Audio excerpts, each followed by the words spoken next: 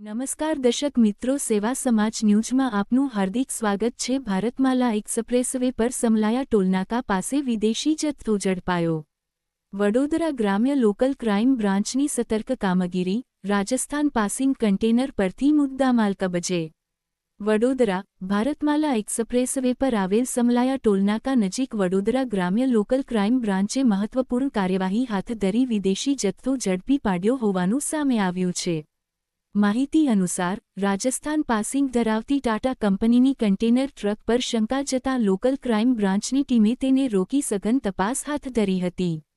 પ્રાથમિક તપાસ દરમિયાન કન્ટેનરમાં ભારતીય બનાવટનો વિદેશી જથ્થો ખાનગી રીતે લાવવામાં આવતો હોવાનો ખુલાસો થયો હતો।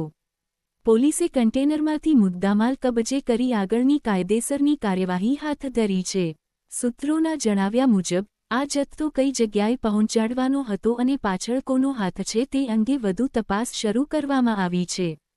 વડોદરા ગ્રામ્ય લોકલ ક્રાઇમ બ્રાન્ચની સતર્ક કામગીરીને પગલે મોટા પાયે ગેરકાયદેસર હેરફેર પર રોક લાગી હોવાનું માનવામાં આવી રહ્યું છે।